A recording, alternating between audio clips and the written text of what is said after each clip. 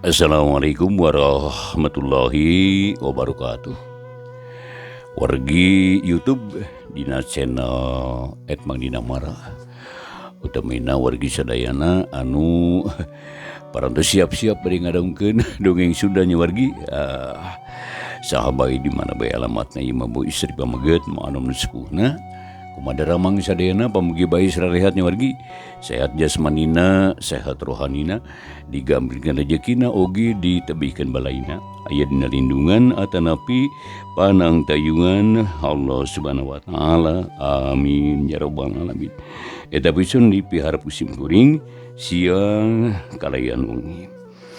Wargi anu parantos siap-siap bade ngadongkeun dongeng Sunda ieu. Nyangakeun carios atanapi dongeng Sunda dina judul Si Kulup karangan Geliksa dinten ieu nyata bagian ka-44 wargi sadayana.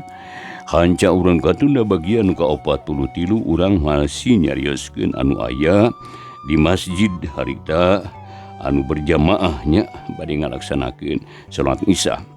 Takung lajengna carita wargi mangga udi jeung ngadongkeun eta ngetang landung pang beberahman. Tamat adzan terus qomat jeung sarareana rangtung prak harita sarolat Isya. Gancangna carita wargi salat Isya geus lekasan we lah. Biribit barudak mah harita baralik ti heula. Sadengkeun Mang Lebe mah masih kene ngadeluk wiridan tukangeunana nyatana ngan tinggal Mang Ucin jeung Bah Aok. Ditambah ku Si Kulup katut si Ohim. Barang kolot-kolot harita carengkat red kanu duaan gebeg harita Mang Lebe ngarenjag satakar kabak. Terus melong ka Si Kulup mani teu ngiceup-ngiceup kitu di Mang Ucin jeung Bah Aok. Tiluan silileret ari Si Kulup ngarti salongkrong ngajak sasalaman ka Mang Lebe bari nyarita. Haturan Mang Lebe, kumaha da Mang? Ya abdi pun Kulup Mang, ceuk Si Kulup bani rengku hormat deui. Geus kitu cong di ka Mang Ucin pindah di ka Bah Aok. Tiluanana narampanan dengan Si Kulup. Tapi teu aya nu nyarita lantaran kagetna kabina-bina. Teu disangka Si Kulup bet di aya di dinya. Mangkaning tadi teh tasi diomongkeun apan. Ari Si Kulup sanggeus menjungan ka kolot-kolotna terus diuk deui mani sopan pisan. Sila rekep teu cumagug kawas biasana. Da bareto mah lamun teu sila tutug sok nyangunyar. Satungtung kolot can aya anu nanya mah Si Kulup teu nyarita deui. Cicing bae bari ngaluk tungkul. Teu lila atuh wargi Mang Lebe sadar pok karita maksakeun nyarita ka Si Kulup. Ke heula ieu teh bener jang Kulup ieu teh kitu. Nairaha datang atuh. Kunaon ieu teh kakara ayeuna napungan ka emang. Ulah ngaruruas pamali. Cik Mang Lebe bari neuteub ka Si Kulup. Jiga nama teu percaya kana caritaan Si Kulup. Jeung teu percaya kana tetempuanana sorangan. Ari Si Kulup jeung cengkat ret ngarelet ka Mang Lebe pok ngajawab. Laras Mang Lebe abdi teh pun Kulup. Dinten ieu abdi karesan tiasa nepangan ka Mang Lebe sapara kanca. Kumaha dara Mang? Bangis tau ujang. Jadi ieu teh bener-bener jang Kulupnya.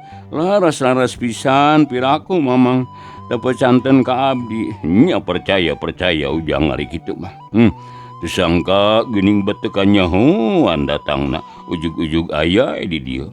Iraha ujang pangetik pangumbaraan ieu teh. Kumaha bijana ngalakon ujang teh. Ceuk Mang Lebe bari neuteub ayeuna mah manehna kakara yakin yen eta teh Si Kulup. Dongkap teh tadi pas sesonten Mang Lebe. Lalakon abdi teh panjang pisan Mang malih mah kantos tepang sareng Mang Haris, Mang Hili, Mang Alim, atuh Mang Kodir, Mang Otong, Mang Sarim, Palebe Cikarancang, Aki Somad, Dindi Ante sareng sajamina. Nanging sateu acan abdi ngalalana kanu tebih teh Mang Lebe dipiwarang wangsul heula ka ku Aki Somad. Saurna teh kedah nyungkeun heula piduana ti para sepuh sadayana. Gitu saurna teh Mang Lebe nu mawi abdi teh ngale wangsul heula ka dieu. Oh kitu. geus lampar geuning ngalakuan ujang teh tah. Ari rencana terek miang di iraha jang. Jeung reka mana nu dituju. Duh ka mamang abdi teh kedah nyungkeun heula widi tipun biang. Depi nu dimaksad mah bade ka Cimacan wae sijana pangan Aki Somad. Margi anjeunna parantos janji bade mantuan ngahontal cita-cita abdi. Ceuk si Kulup harita nyaritana teu sopan. Biasana mah sok ngabasakeun uing. Ayeuna mah geus aya kamajuan nyebut abdi teh geus teu asa-asa. Syukur pisan jang. Ceuk Mang Lebe harita bariret ka Mang Ucin jeung ka Bah Aok anu keur calohok. Pok Mang Lebe harita neruskeun deui nyaritana. Kitu kanyataanana teh Mang Ucin oge Bah Aoknya. Jadi teteh lah impian urang teh bener ieu teh yeuh. Kalayan alamatna ge bener, Mang Ucin jeung Bah Aok nafsirkeunana henteu nyalahan. Kumaha lamun geus kieu ieu? Ih, nyabungah bae ari geus kieu Mang Lebe. Saha anu henteu ngarasa bunga? Ngandenge anak en mikanyaa. Komo ari nempo Jang Kulup geus daek ka masjid mah. Aduh, ieu teh hiji tanda yen urang aya kamajuan. Ceuk Bah Aok harita bari ngareret ka Mang Ucin. Nu dideret ngati pok nyarita. Bener kitu Abah. Urang teh aya kamajuan ayeuna mah. Nya sugane ayeuna mah urang teh naon moal eleh deui ku radio kitu tah. Jadi atawa ku juri gitu tanya moal miris. Atuh Jang Kulup asuhan urang ena geus gede tinggal ngadorong we urang mah. Sangkan Jang Kulup jadi jalma anu berguna gitu tah. Sabenerna mah pikeun nusa bangsa katut agama. Sanes kitu Mang Lebe. Ceuk Mang Ucin harita bari ngareret. Bener pisan eta teh Mang Ucin, bener Mang. Ayeuna mah tinggal senangna urang teh sagala pagawean urang pasrahkeun ka Jang Kulup. Ngan ayeuna dina waktu Jang Kulup berjuang pikeun ngahontal cita-citana nya kudu dibantuan sapinuhna ku urang sarerea. Tak kitu lain bah, oge Mang. Bener pisan kitu pisan tah. Mang Lebe satuju lah kuring ge. Abah ge satuju. Bener eta teh kudu kitu. Jawab Bah Aok jeung Mang Ucin bani bareng. Adu geus kitu mah der si Kulup ditangap lalakonna ku Mang Lebe jeung baturna. Ku si Kulup diterangkeun sakabeh nu kaalaman mah. Kolot-kolotna anu tiluan mani panujueun pisan kana kalakuan si Kulup teh. Sabab teteh lah geus aya kembangna kabagjaan. Si Kulup teh harita bakal cager panyakitna. Jadi moal bangor deui si Kulup teh wargi. Moal balomong deui malah bakal jadi bebenteng lembur si Hanjuang teh. Jadi gunung pananggehan balarea sarta bakal bisa ngajaga jeung ngariksa kabilani anu jadi indungna teh. Sanggeus menang pamuji, menang papatah jeung menang pangdunga ti Mang Lebe jeung baturna. Si Kulup amitan rek balik ka imahna. Atuh geus kitu mah si Kulup jeung Mang Lebe sabara kanca barali ka imahna masing-masing kalawan mawa hate anu gumbira. Wargi sadayana tekung sedila si Kulup geus nepi ka imahna kubilani harita dipapag kalayan kabungahan kasono kanu jadi anak henteu beak-beak. Sanggeus harita ngabagiakeun ka si Kulup gek bilani teh niuk di tengah imah. Atuh si Kulup nya kitu keneh pok bilani ngamimitian muka carita. Jang, mak teh mani bunga amarwata suta ku ayana ujang geus ganti tilumpangan teh. Mudah-mudahan kalakuan ujang teh sing kitu saterusna sangkan menang rahmat jeung hidayah ti Allah Ta'ala. Tada ayeuna mah geus halse geus leureuk kacap geus mangsana emak nanya ka hideuk.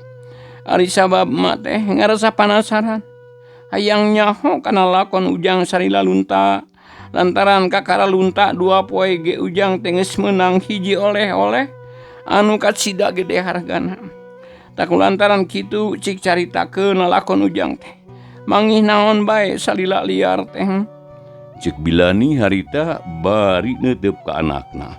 Mangga mak ku abdi urang pedar lalakona. Ieu geura mak. Ceuk si Kulup bari derek-dek nyaritakeun lalakona salila nunta ti imahna teh awargi. Sakabeh nu kaalaman mah dicaritakeun ka indungna taya anu kaliwat. Demit tepung jeung si Oher katut si Jaka nepi ka patepung jeung Agi Soman. Malah sakabeh obrolan jeung Agi Soman ge dicaritakeun. Ngan perkara menta jimat karahayuan ti indungna mah can waka diguar. Maksud si Kulup rek dibejakeun engke we lamun geus rek indit deui. Beres nyaritakeun lalakonna pok si Kulup mungkas caritana. Tah sakitu lalakonna abdi teh mah.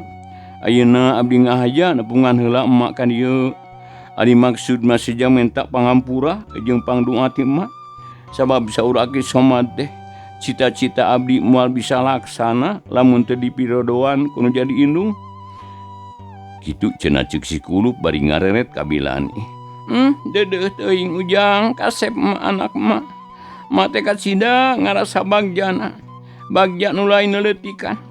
Poe ieu emak lir ka urugan gunung emas, bungahna dunya akhirat. Emak ikhlas ridho ditinggalkeun ku Ujang. Anu boga niat rek nyiar ilmu pangaweruh. Indung naon ngaranna lamun teu ngaridoan ka anakna nu rek nyiar ilmu. Atuh bungah nu aya emak teh. Peperieun mah patahan ku sorangan teh bisa emak teh. Atuh mere-mere pangdoa kana jadi anak. Jeung Ujang sing sabar, sing tawakal, sing rajin jeung sing suhud kana diajar. Ulah bosenan, ulah elehan. Ulah babari pondok pangharepan.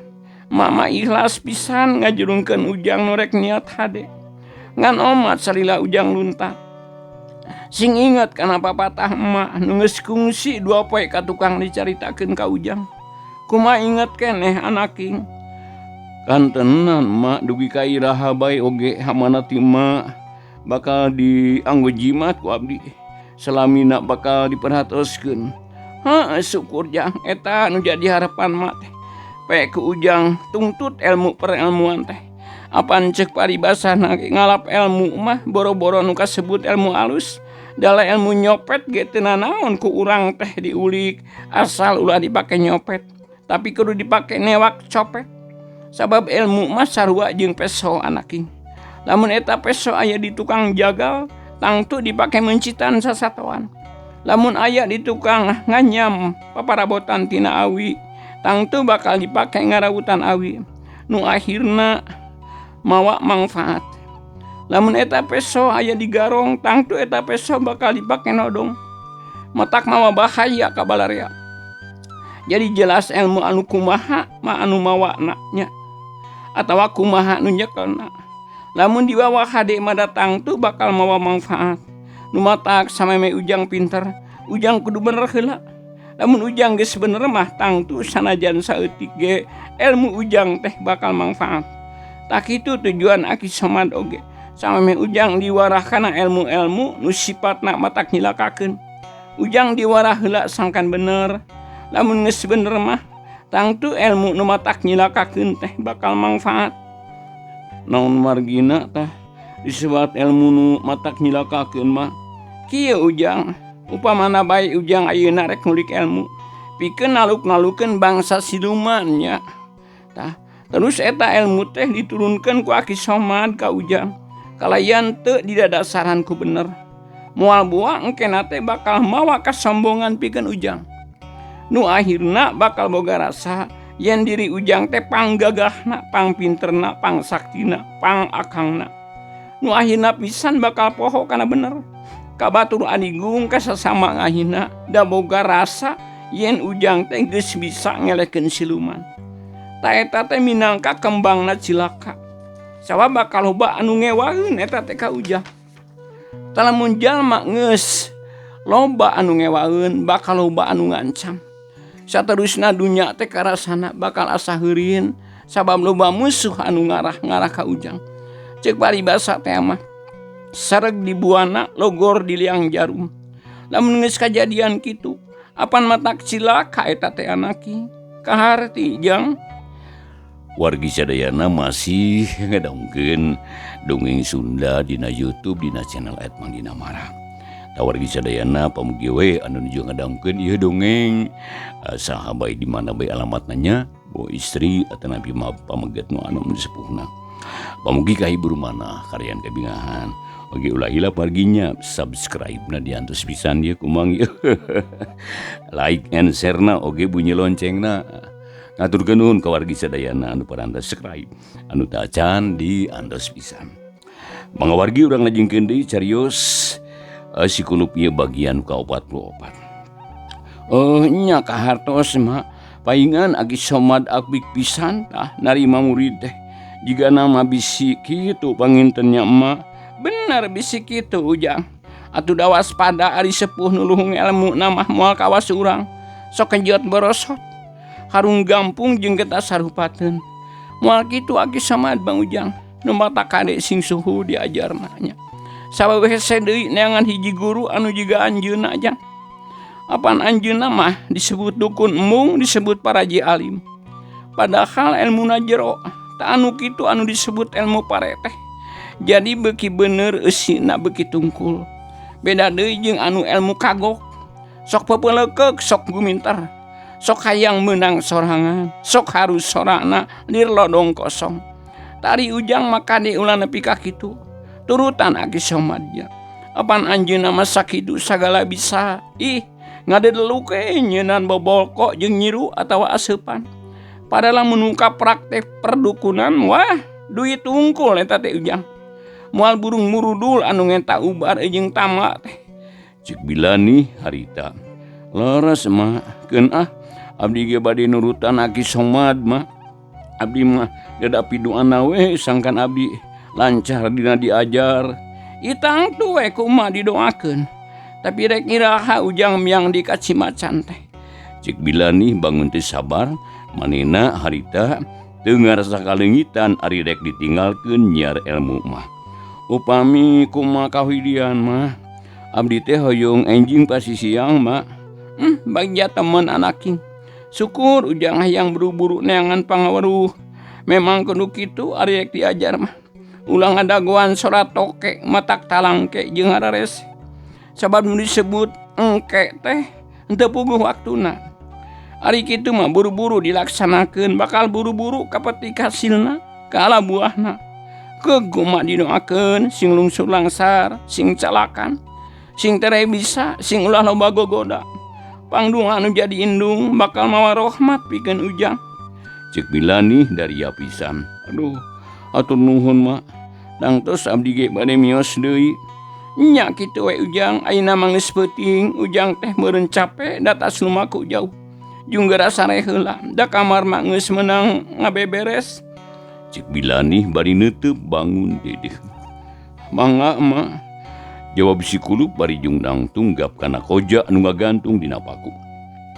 Terus dijingjing dibawa ka kamarna. Sanggeus di jero kamar ku siwal ngaluarkeun bungkusan tina koja. Terus dibuka horing eusina teh belati teh. Terus ku si kulup diteuteub salila-lila. Geus kitu sup disesepkeun ka handapeun anggal. Goledag si kulup teh ngagoler dina dipan. Repeureum bari ngadagoan datang nak tunduh. Tungtung ngaes teu inget deui kana nanaon.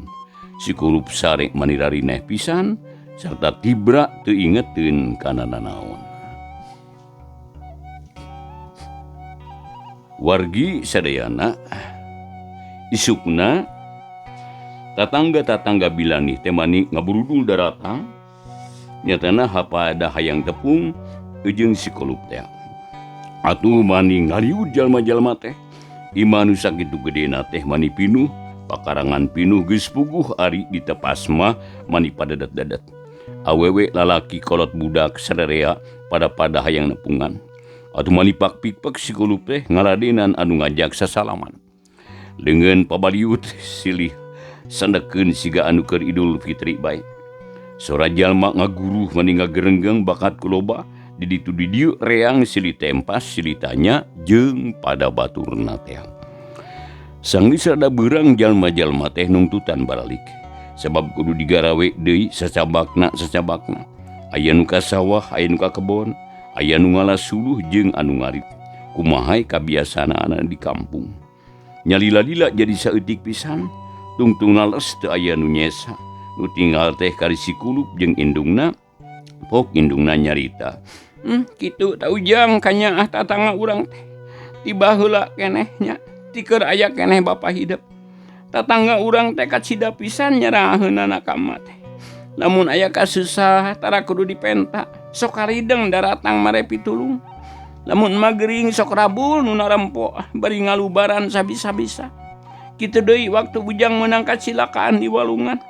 Hampir kabeh jalma teh riab ngarilu neangan. Atuh ayeuna Ujang datang mani murudul nu hayang tepung.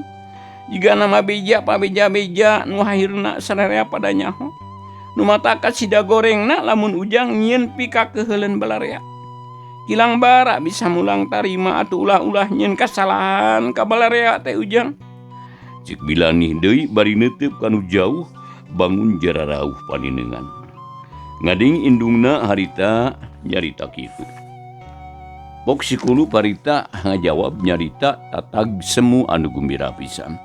Laras mah kasayan para tatangga urang ku abdi katampi pisan mah.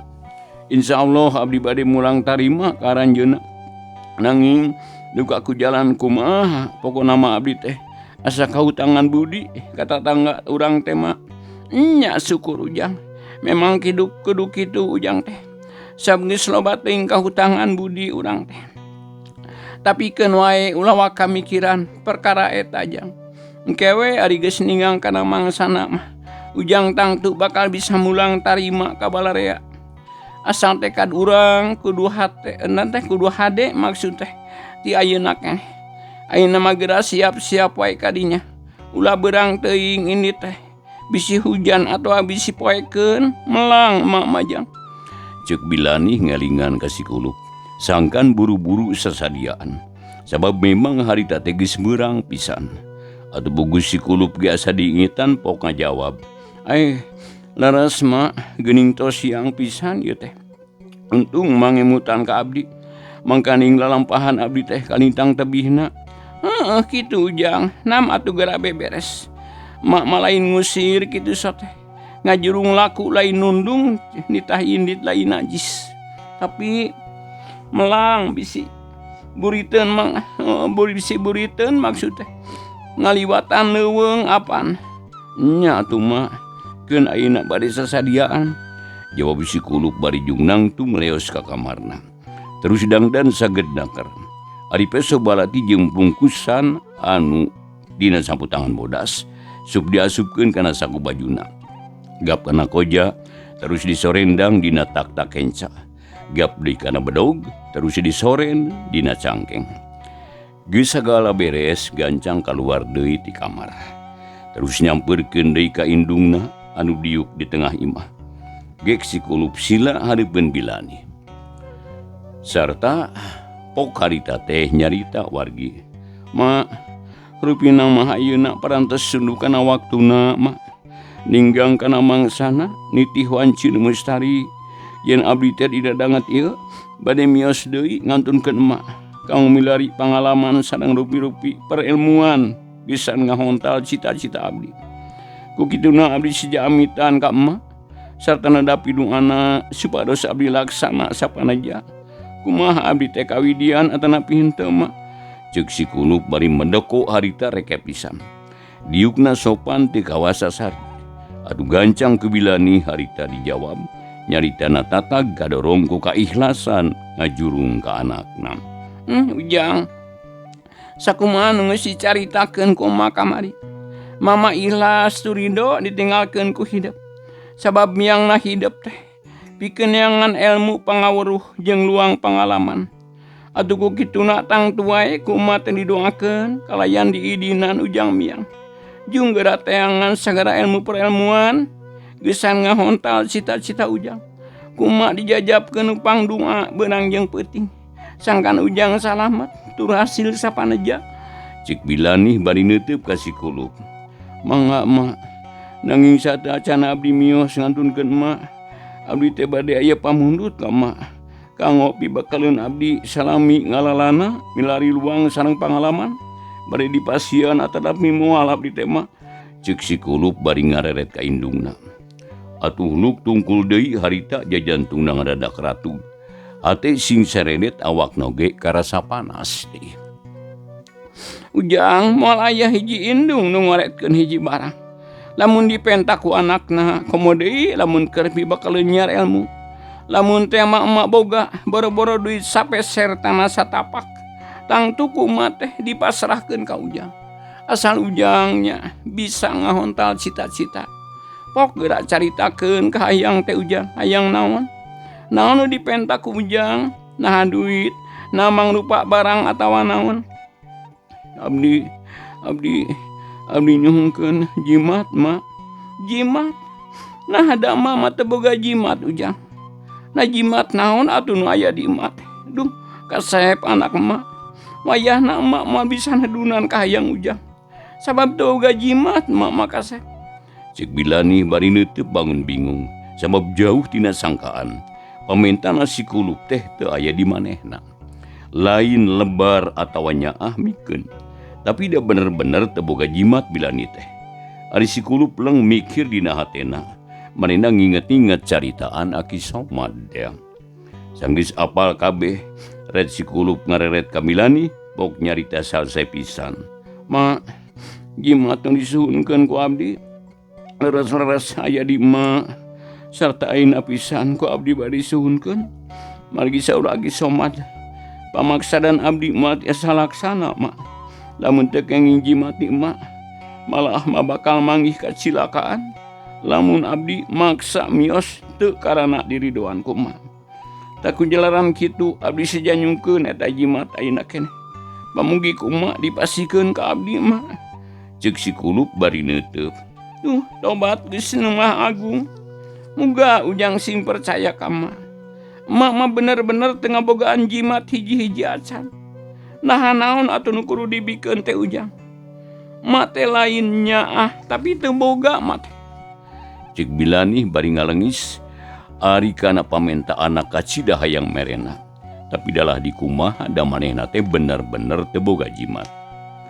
Tapi ari si Kulup mah wargi sadayana waktosna henteu nyekapan wargi. Rupina dongeng Sunda dina judul si Kulup bagian anu ka-44 wargi karangan Kilisa. Urang pungkas dicikapan bikin ka dia bae wargi sadayana nya. Ugituna sok sanaos ieu mangrupi dongeng sing tiasa ngajantenkeun landung pangbeberah manahnya wargi atanapi landung nyarayakeun manah. Sakali deui hatur nuhun ku paratosan wargi sadayana. Bonu caket nu tebina anu anom sepuhna istri atanapi pameget. Hatur nuhun wilujeng baturai. Insyaallah enjing dina waktu sing sami pamugi urang sadaya tiasa dipangdangkeun deui dina carios atanapi dongeng Sunda carios si Kulup bagian anu ka-45. Hatur nuhun. Wassalamualaikum warahmatullahi wabarakatuh.